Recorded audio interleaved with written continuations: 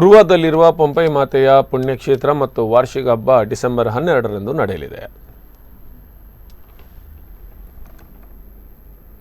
ಆ ದಿನ ಸಂಜೆ 5:30 ಗಂಟೆಗೆ ಮಂಗಳೂರು ಕೆಥಲಿಕ್ ಕ್ರೈಸ್ತ ಧರ್ಮ ಪ್ರಾಂತ್ಯದ ಧರ್ಮಾಧ್ಯಕ್ಷರಾದ ಪರಮಪೂಜ್ಯ ಡಾಕ್ಟರ್ ಪೀಟರ್ ಜಾವ್ ಸಲ್ಮಾನನ್ ಅವರು ಸಾಂಭ್ರಮಿಕ ಕೃತಜ್ಞ ಪೂಜೆಯನ್ನು ನೆರವೇರಿಸಲಿದ್ದಾರೆ. 12ನೇ ತಾರೀಕಿನಂದು ಇತರ ಕಾರ್ಯಕ್ರಮಗಳು ನಡೆಯಲಿವೆ. ಬೆಳಿಗ್ಗೆ 7 ಹಾಗೂ 8:15 ಮತ್ತು 10:30 ಗಂಟೆಗೆ ಪ್ರಾರ್ಥನೆ ಮತ್ತು ಕೃತಜ್ಞತಾ ಪೂಜೆ ನಡೆಯಲಿದೆ.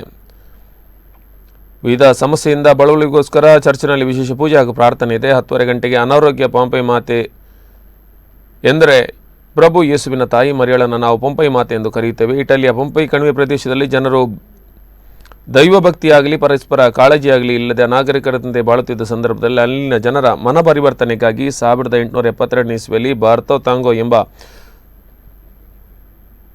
ಯುವ ವಕೀಲರಿಗೆ ಮರಿಯಮ್ಮಳು ದರ್ಶನವಿತ್ತು ಪ್ರಾರ್ಥಿಸಲು ಕರೆ ನೀಡಿದ್ದಾರೆ. ಈ ದರ್ಶನದ ನಂತರ ಪಂಪೈ ಊರಿನಲ್ಲಿ ಜನರ ಮನ ಪರಿವರ್ತನೆಯಾಗಿದೆ.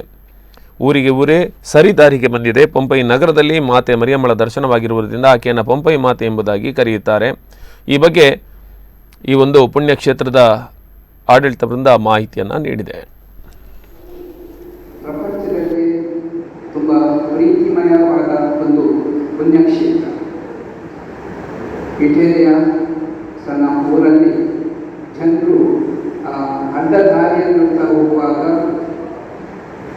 ಬಾರ್ತೋಲೋ ನೋವೋ ಎಂಬ ಯುವ ವಕೀಲರಿಗೆ ಮರಿಯಮ್ಮನವರು ದರ್ಶನವನ್ನು ಬಿಟ್ಟು ಆ ಊರಿನ ಜನರ ಜೀವನ ಚರಿತ್ರೆಯನ್ನೇ ಬದಲಿಸಿದ ಕಥೆ. ಅವರೇ ಯೇಸುವಿನ ತಾಯಿ ಮರಿಯಮ್ಮ. ಅವರು ಪಂಪೈ ಎಂಬ ಊರಲ್ಲಿ ಯುವ ವಕೀಲರಿಗೆ ಭೇಟಿಯಾಗಿ ಆ ಊರನ್ನೇ ಬದಲಾಯಿಸಿ 126 ಈ ವರ್ಷದ ಸಂಭ್ರಮವನ್ನು ಈ ವರ್ಷ ನಾವು ಆಚರಿಸ್ತಾ ಇದ್ದೇವೆ.